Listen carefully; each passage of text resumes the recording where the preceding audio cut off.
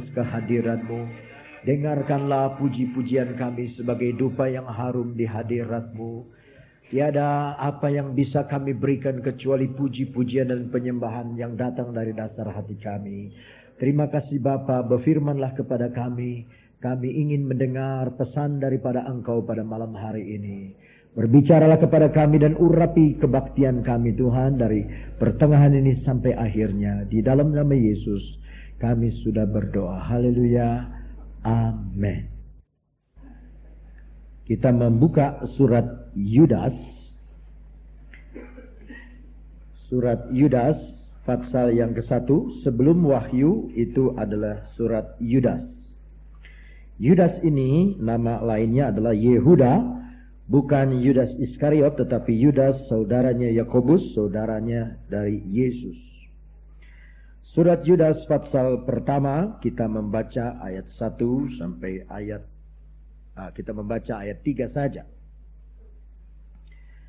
Saudara sudah dapat semua, gampang. Saudara-saudaraku yang kekasih, sementara aku bersungguh-sungguh berusaha menulis kepada kamu tentang keselamatan kita bersama, aku merasa terdorong untuk menulis ini kepada kamu dan menasihati kamu supaya kamu tetap berjuang untuk mempertahankan iman yang telah disampaikan kepada orang-orang kudus.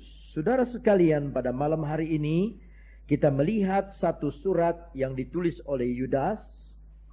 Surat ini begitu perlunya sampai dikatakan sementara aku bersungguh-sungguh berusaha menulis surat kepada kamu. Ketika dia sungguh-sungguh menulis surat, maka dia menyimpang sedikit.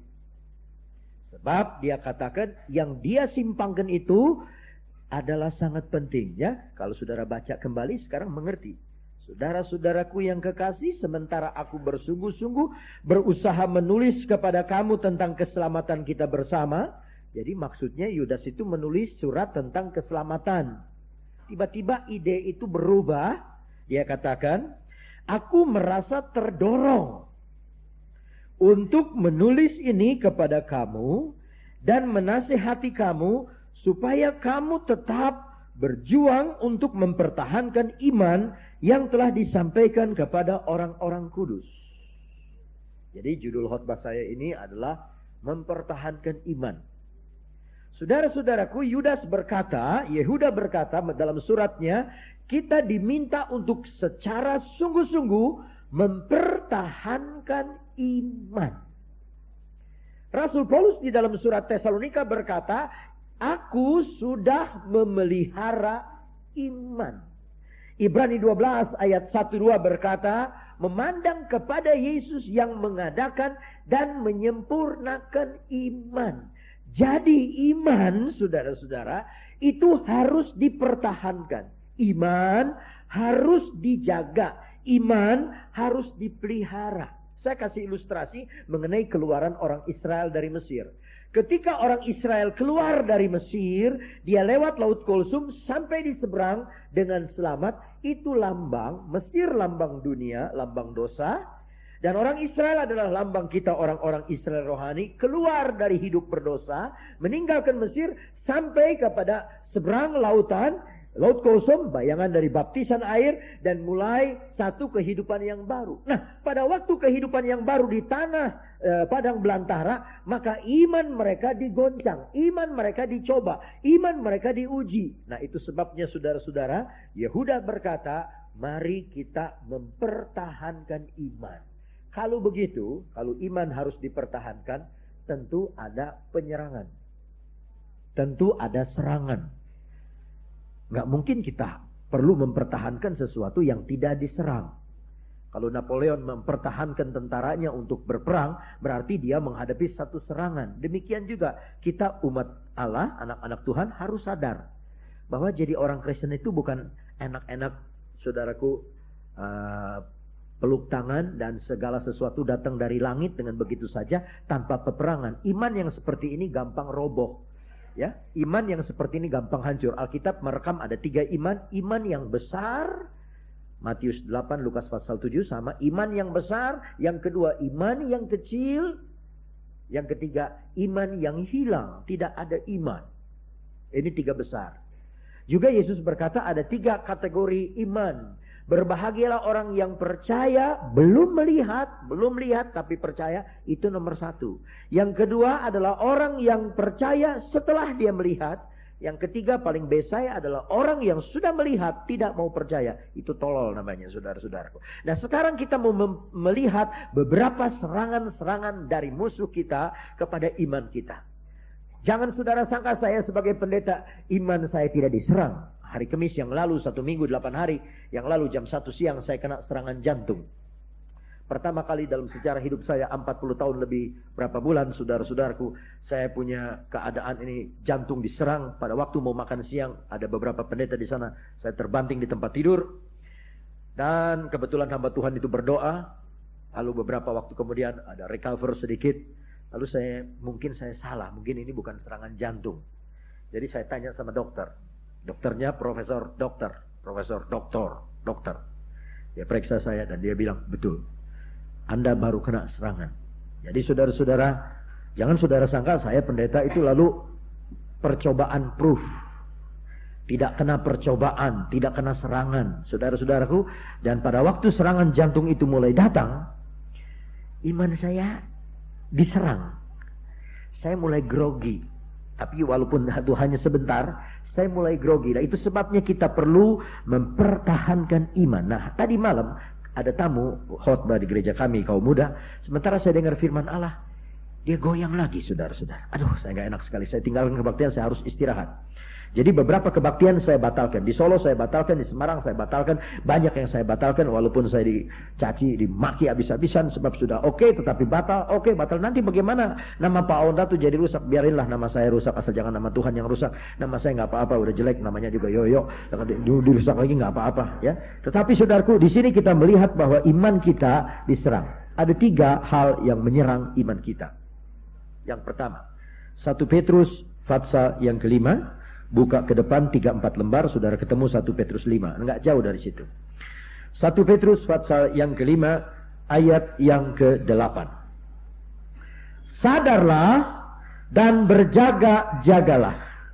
Lawanmu si iblis berjalan keliling sama seperti singa yang mengaum-ngaum dan mencari orang yang dapat ditelannya. Lawanlah dia dengan iman yang teguh, sebab kamu tahu bahwa semua saudaramu di seluruh dunia menanggung penderitaan yang sama.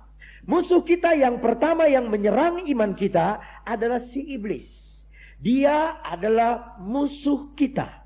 Sejak Yesus dicobai, maka saudaraku semua umat Tuhan dicobai oleh si setan. Jangan saudara-saudara mengatakan setan tidak ada.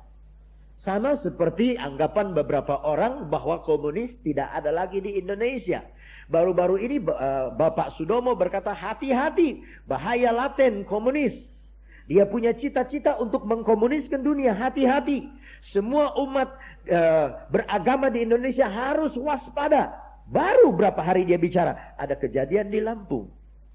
Sampai begitu rupa saudaraku, sampai ada beberapa orang berkata, tidak disangka bisa kejadian begitu. Orang masih muda dikuasai saudaraku dengan satu pengaruh dan melawan pemerintah, membunuh Koramil, begitu kejam. Ada bahaya yang bekerja. Jangan saudara sangka iblis lagi tidur. Jangan saudara sangka iblis itu dia mengantuk. Jangan saudara sangka iblis itu istirahat, iblis itu lagi turne. Jangan saudara sangka iblis itu lagi ambil cuti. Cuti hamil barangkali. Jangan saudara anggap begitu saudaraku. Dikatakan oleh firman Allah, si iblis setrum itu apa saudaraku? Berjalan keliling. Berjalan keliling ke Cianjur, ke Jakarta, ke Surabaya, ke Medan, ke seluruh dunia. Kemana-mana tempat, kepada keluarga saudara juga. Dia lihat iman saudara lagi kuat atau lagi lemah. Kalau saudara lemah, dia telan. Tapi kalau saudara kuat, dikatakan saudaraku ayat 9, lawan dengan iman. Iman yang kuatlah yang bisa melawan iblis. Tidak mungkin saudaraku iman yang lemah bisa melawan iblis. Hanya iman yang kuat. Ayat 9 berkata, lawan dia dengan imanmu. Ini musuh kita pertama. Ini setan. Dan saya tahu dia dengar saya punya khotbah. Saya tahu. Dia dengar saya punya khotbah. Dengar. Aku melawan kamu. Ya, dia sudah menghantam saya. Mau coba-coba bikin saya grogi. Tidak. Saudara-saudaraku, hati-hati dengan setan. Sepertinya dia tidur. Tetap hati-hati. Satu kali ada satu keluarga mau tolong sama saya. Bapak, kalau bapak ada sedikit rematik, sakit-sakit tulang, minum empedu ular. Campur dengan ciu, nanti saya panggil itu. Oke deh. Saya datang ke jalan keselamatan situ tuh saudara. Lalu ditangkapi ular-ular yang berbisa. Aduh, saya ngeri. Itu ular kepalanya diikat saudara-saudara. Dan mulai dibeset dari bawah. Dibeset, diambil empedunya. Campur dengan itu, lalu saya suruh minum. Ya, kebaikannya saya terima baik. Nah, karena sudah ini dibesetlah ini ular saudara-saudaraku dari ekor kepada kepala. Dagingnya dikeluarkan, dagingnya sudah diputus saudara-saudara. Dan itu daging masih hidup di dalam panci. Dagingnya sudah diputus, jadi tinggal kulit saja di luar. Dia korek lagi sekali dengan pisau saudaraku ke depan. Lalu dia kendorkan ini ular. Sudah tidak ada badan, dia kendorkan. Itu ular berbalik ke tangannya dan langsung tangan orang ini bengkak. Berita terakhir, harus diamputasi. Seperti sudah mati, sudah dipotong, sudah dibeset, sudah dibelek. Dia kendor perhatiannya. Dia pasti bisa berbalik. Saudara-saudara, setan kadang-kadang seperti begitu. Hati-hati dia katakan. Sadar dan berjaga-jaga.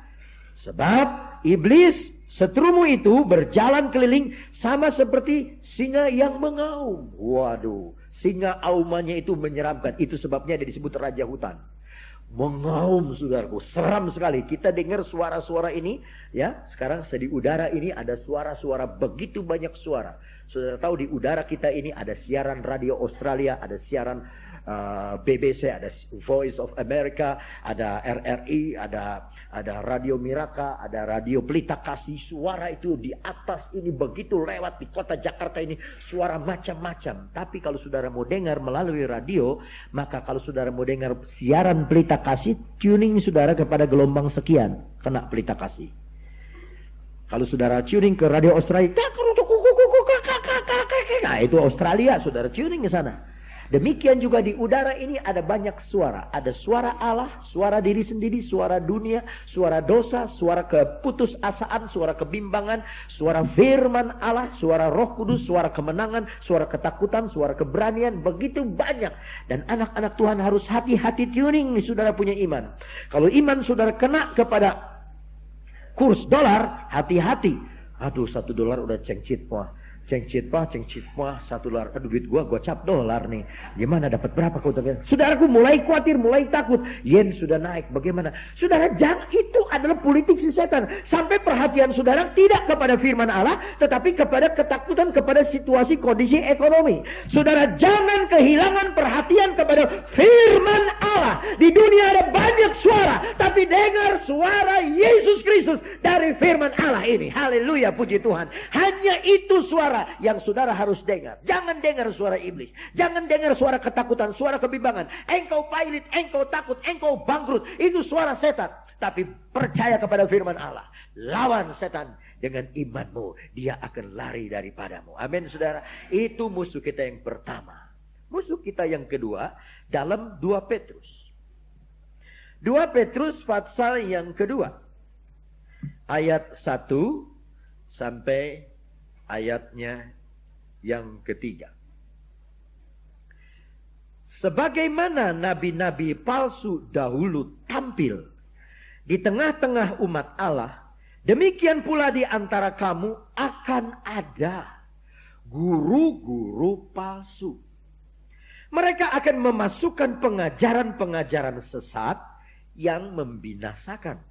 Bahkan mereka akan menyangkal penguasa yang telah menebus mereka, dan dengan jalan demikian segera mendatangkan kebinasaan atas diri mereka. Banyak orang akan mengikuti cara hidup mereka yang dikuasai hawa nafsu, dan karena mereka jalan kebenaran akan dihujat. Dan karena serakahnya, guru-guru palsu itu akan berusaha mencari untung dari kamu dengan cerita-cerita isapan jempol mereka. Tetapi untuk perbuatan mereka itu hukuman telah lama tersedia dan kebinasaan tidak akan tertunda. Saudara mau tahu yang palsu yang bagaimana? Inilah tanda-tandanya. Dia membawa pengajaran-pengajaran yang sesat. Itu sebabnya Yudas berkata dalam ayat ketiga, pertahankan iman sebab nanti kita melihat ada guru-guru palsu masuk. Kalau Petrus berkata nanti akan ada guru palsu, berarti betul ini firman Allah.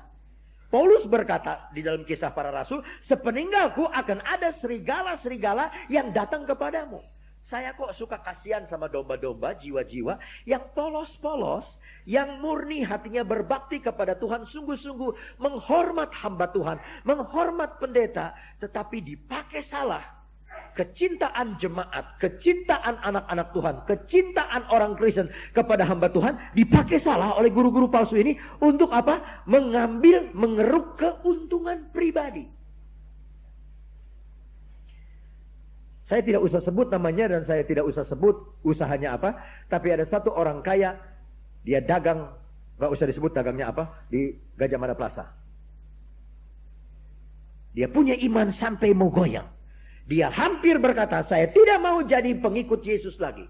Sebab dia ditipu satu pendeta 200 juta. Dia bilang, saya tidak mau jadi Kristen lagi. Imannya menghantam. Berarti serangan kedua masuk. Guru-guru palsu.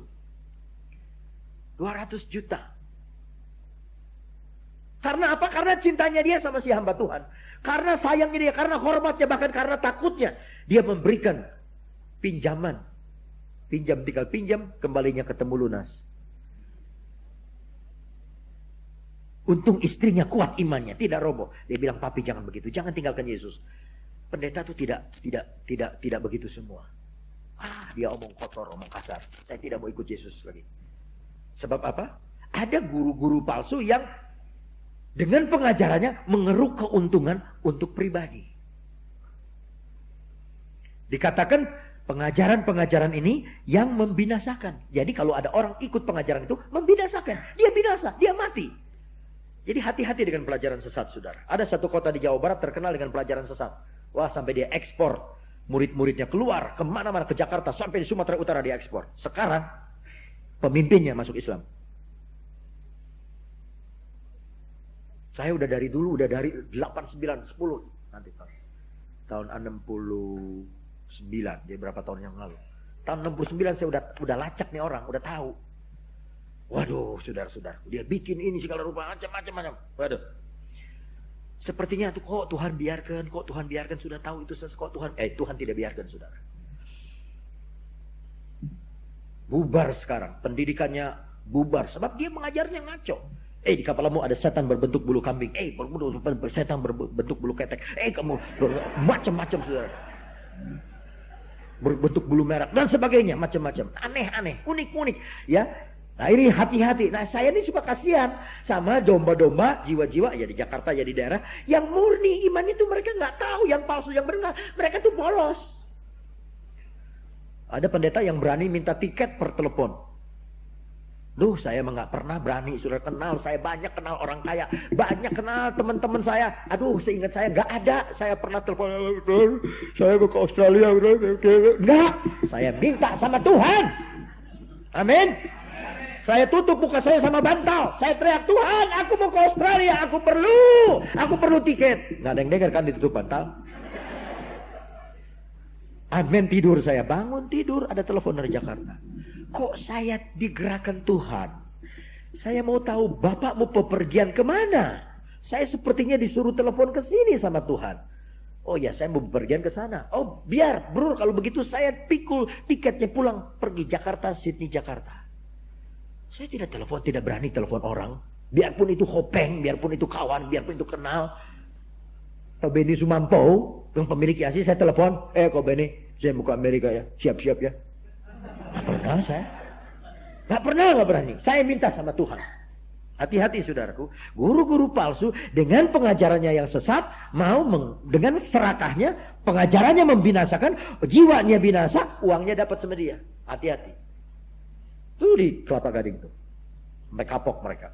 Ada orang bikin persekutuan. Oh, ayo Yesus tidak lama lagi akan datang. Lekas, kasih mas perak, kasih sama Tuhan. Seperti kisah Rasul pasal 2. Aduh, itu orang-orang arloji Rolex emas kasih, cincin, wah semua dikasih. Udah itu hilang pendetanya. Nggak kembali lagi. Nah, hati-hati saudara, hati-hati. Ini baru-baru terjadi tahun baru Imlek. Ada orang dari Jakarta datang ke Cianjur. Pak, kenal pendeta ini? Dia kasih surat alamat ini dari Jawa Tengah. Bilang nggak kenal. Loh, masa nggak kenal? Betul. Saya nggak kenal. Masa ini dari kota nih? Nggak kenal. Ini dia bilang kenal. Saya bilang saya nggak kenal. Dia bilang dia dapat motor dari bapak. Saya bilang enggak, saya nggak pernah kasih motor sama dia. Saya cuma kasih motor sama 2 pendeta. 3 pendeta. 1 di Sumatera, 1 di Jawa Tengah, 1 di Jawa Barat. Nggak lagi, nggak ada. Masa iya? Betul. Waduh. Dia pakai nama bapak. Saya disumbang sama Awon Datu. Saya sekarang mau bikin yayasan ini. Minta bantuan.